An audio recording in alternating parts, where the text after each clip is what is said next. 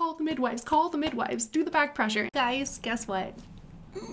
I'm a mom. I am so excited that my baby girl is finally here. We had quite the journey in birth. You guys might have seen that video that I made before leading up to my labor. I think it was only like a couple days before that I shot that. I was really like mentally going downhill just a little bit because there was like so many things that I was starting to worry about. Like, remember I was saying like, I need your advice. I'm struggling with my hair. What do I do? Do I wear a wig? Do I not wear a wig? Like, I don't want my midwives to see me without a wig, and all those fears, right? Well, you guys were right. A lot of you said you're not even going to think about it on the day. And guys, guess what? It didn't cross my mind. I think for maybe like a split second when I told Dan, okay, call the midwife. It's time to get her to come over because I had an at-home water birth. It crossed my mind for just like a split second, but it didn't linger. And I'm so thankful for that. And honestly, it's because I was in so much pain that I didn't have time to worry about. I didn't have mental space to worry about my hair. So literally how I wore my hair, this is a wig obviously, but my hair that I wore underneath, I just had in a small little bun at the back of my head. I didn't do anything else. Frankly, I didn't have time to do anything else because my labor started actually at 3 a.m. on her actual due date. And isn't that funny? Because so many people were telling me like it's actually really rare for a child to come on their exact due date. So her due date was September 1st, guys, 2023. And so I was thinking, oh, she might be an early baby, probably like a couple weeks early. That's what I thought because, you know, my mom had me early, and my 2 sisters early. So I thought like, well, maybe genetically, like I would just be the same and she would come early, but you know, everyone's different. And I'm slowly learning that like every baby's different, everybody's body's different. So anyways, that's what I learned. And that was cool. She decided to come right on her due day. So I thought that was awesome. I mean, the pain was not awesome. So anyways, labor contractions started at 3 a.m. on September 1st. And I woke up out of bed. And at first I thought like, it was just all in my mind. Like I thought it would come. I thought maybe it was Braxton Hicks and then it would go away. So I was up, I was like kind of pacing our bedroom and it just like kept coming. And, you know, I didn't really stop.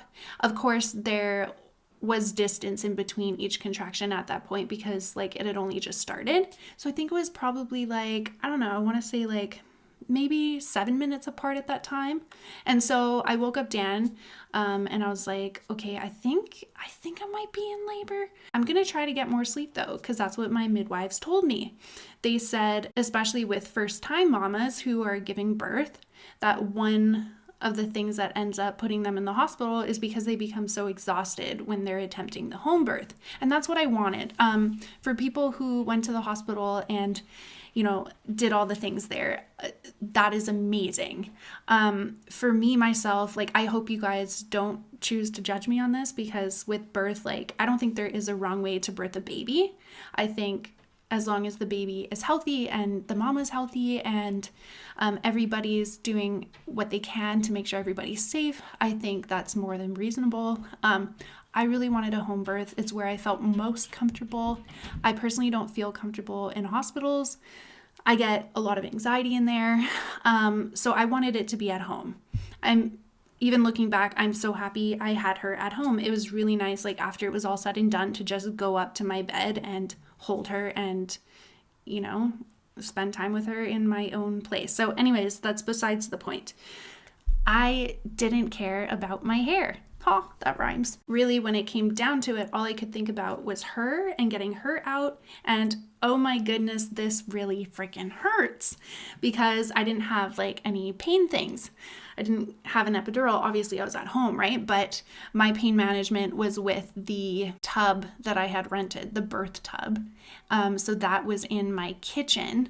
And it was a big tub, and it's nice the sides like come up high so you can lean on the sides, and the warm water really helped with the pain, like so much. And people actually say that warm water is like second to an epidural. So that's why I definitely wanted to have that tub for my labor. So grateful I did.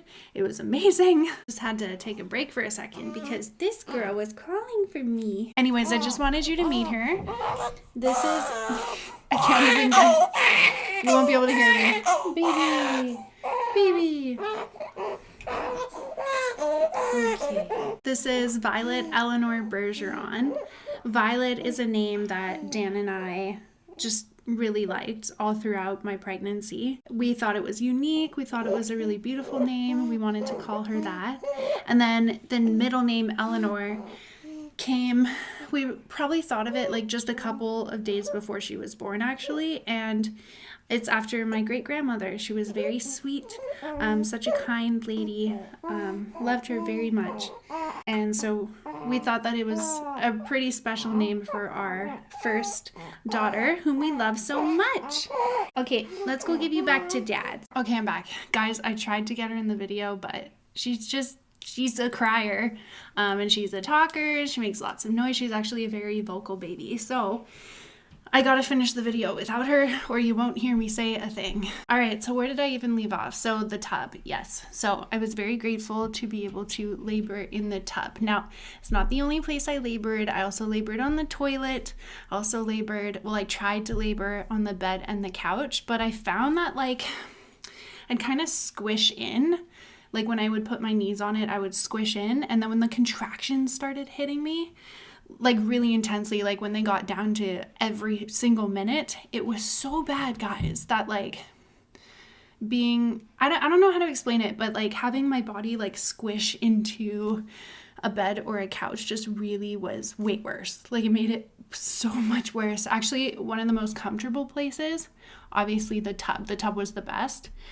But the second one was on the toilet, and how you do that, it's just backwards. Like you just sit backwards. And my midwives actually showed me how to do this.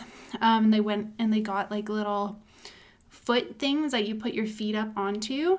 And then if you're on like the back of the toilet, like backwards, then you hold on to the back of the toilet, kind of like leaning forward a bit. Anyways, that made her come really fast because I guess the position or gravity, I don't know exactly. My midwife said that the contractions would be more intense, but she would come faster. My contractions started at 3 in the morning on September 1st, but I was able to go back to sleep. Thank goodness I was able to get some sleep because little did I know that it would continue intensely throughout the day, like the morning and the afternoon and into the evening on September 1st. And I would really need stamina for that. So, okay, so, you know, it was spaced out enough that I was able to get some sleep, and every time a contraction would come, it wasn't that bad. I was actually thinking at that point, like, hey, you know what? I can do this. Like, this is nothing. What are people talking about? Like, labor's hard. Labor's not hard. Labor's just fine. I knew that they would become close together, but I wasn't prepared or aware that it also intensifies that much more when they get closer together as well. Also, my water didn't break until probably 1 o'clock in the afternoon on September 1st. Okay, so contractions started at 3 a.m., slept a little bit, woke up at around like 10 maybe. Then I went downstairs and Dan and I were having a bit of breakfast. I think I had like eggs. I was just trying to shove something into my mouth because I noticed that my contractions were continuing to get closer together. And, you know, that was becoming a little scary and a little more apparent that, hey, I should probably eat something now because I might not get a chance to. Like, I don't know how quickly this is going to happen, or maybe it'll take its sweet time. I had no idea. I've never done it before. So I was eating my bagel. I think I had some eggs too. I didn't even get to finish my bagel, and I think I did finish the eggs because I was just forcing myself to eat something. And then by the time I got halfway through my bagel, a contraction, a really strong contraction, I still remember this. It hit me and I just like jumped out of my seat because I was at the kitchen table, jumped out of my seat and I was like, Dan, you have to figure out back pressure now. So here's your phone, go to YouTube, YouTube how to give your pregnant wife back pressure during labor, something like that. And so he's looking it up and he's watching these videos, and I'm basically like, hurry up, like I need back pressure, like I need something, because guys, I actually had my contractions really bad in my lower back. And I know that some women get it in their lower back and some don't. So that was interesting to me because my mom never got it in her lower back. Or maybe she didn't remember, or maybe she did. I don't know. But my grandma did have it in her lower back. So I really didn't know how I was going to feel. But no, I definitely got it in the lower back. And it was really, really bad. Really, really strong. And it's like, I remember people telling me stories about their labor and saying like, you feel like you're dying. Like those were my mom's words. She felt like she was dying. And I remember like all these people have told me all these things. And I remember just like taking it in and thinking like it was really bad for them, like wow, and like really feeling for them, but not taking it in the way of like, oh hey, Steph, this is gonna hurt, you know? I know some of you said like just go to the hospital, just get the epidural, you don't need to feel a thing, but it's hard to explain like when you have a different perspective. Like I'm somebody who has a different perspective. I wanted a home birth. I wanted to feel comfortable, and I just wanted to see what I was capable of. Maybe that sounds silly to people.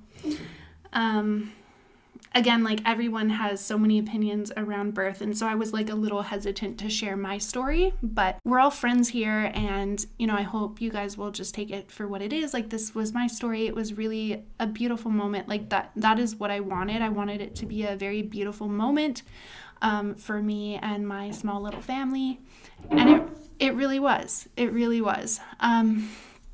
Skip a little bit forward. So water broke at 1 p.m. Right after that, guys, my contractions got so strong, and they sped up so much faster. I think I went from like having them 4 minutes, sometimes 5 minutes apart, maybe 6. I'd kind of lose track of time. I had like a little app on my phone that was keeping track of the contractions. I would click every time it started and every time it stopped. But then right after my water broke, it was like every minute or so, or every 2 minutes. And I was like, okay, call the midwives, do the back pressure. And literally like Dan was such a gem. He did so good. I couldn't have done it.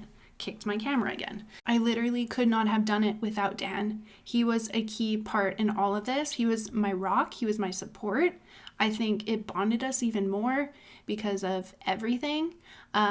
When I labored on the toilet, he sat behind me and gave me back pressure the whole time. Every single time I had a contraction, guys, Dan was there to give me back pressure. I don't think I would have gotten through it if he wasn't giving me back pressure during my contractions. Even when I was in the tub, guys, he was bending over giving me back pressure. Like I'm so thankful for him and him doing that. And I know it must have been so tiring because my baby wasn't born until 8:07 in the evening. So that was a long day for us. Now, I was only in active labor when the contractions were really close together and when I was actively pushing for about, I want to say like 2 hours, like maybe 2.5 hours. So it was still a lengthy time of like actively pushing, guys. And what ended up happening, so her cord was short, first of all, the cord that she was connected to me by, it was short.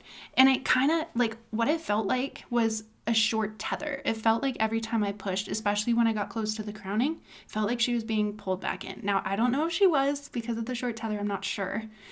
But that's what it felt like. And I literally had to hold her there in the crown, in the ring of fire for so long. My midwives were telling me to hold her there because they were trying to examine something and I was taking too long and her heartbeat was dropping. This was in the tub. And so there was like a sticky moment, a little bit of a challenge when they realized her, I think it was left arm was behind her back, stuck behind like my pubic bone.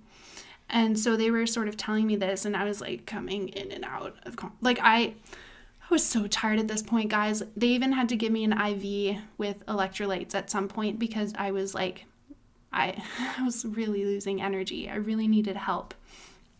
I felt better after the IV. And so anyways, it was sort of sticky before she was born at that point, and it was really scary. And they told me, it is now an emergency. We need you to get out of the tub and lay on the floor right now. So, that was a little horrifying to me and my husband, because I wanted to give birth in the tub, but I decided from the start that if something was to change, I would remain open and I would do it, because the safety of my baby comes first and she needs to be okay. So one midwife helped me up out of the tub. Dan was on the other side and they helped me up, and literally she was crowning. Like, I was holding her in the ring of fire as I was trying to get over this tub. Like, worst feeling ever. It's like a bowling ball hanging there. Sorry if this is like too much detail for you. But yeah, that's what it was like. And so I got on the floor. They put some blankets there really fast, and I laid on those blankets. And basically one of my midwives looked at me while I'm on the floor.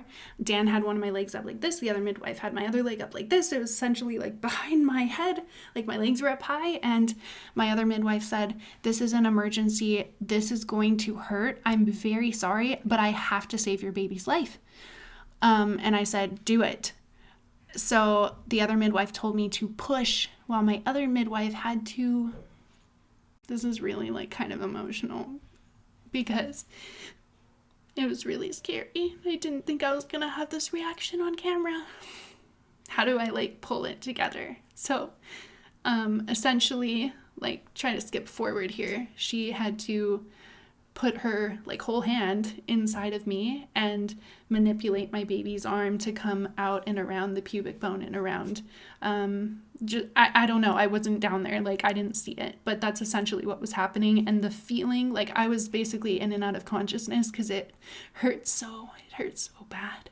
And I was so scared. They kept telling me, like, you have to keep pushing. And I was like coming in and out of consciousness. Like, you have to keep pushing. She needs to come out right now.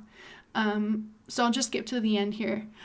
We got her out. She was laid on top of me. She wasn't breathing, and she was purple and she was blue. And they told us to like hold her hands and talk to her, try to get her to, I gotta pause the video.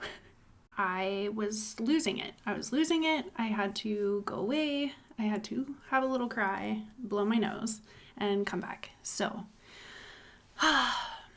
it was just really emotional. So when she was put on top of me, she was blue and she was purple and she wasn't breathing. So we were trying to wake her up, and I remember like coming in and out of consciousness. Oh my God, I'm gonna lose it again. I'm not gonna lose it. I don't like crying on camera. Because, it goes out into the world, and I mean, it's very hard to like watch it back and like see that, right? So, and also I know my family's gonna watch this, so I've told this story to them already. Okay, so we were trying to wake her up. And essentially she didn't wake up for over a minute, and she ended up being okay though when she did finally wake up and start screaming, as babies do when they're born, because we did the delayed clamping.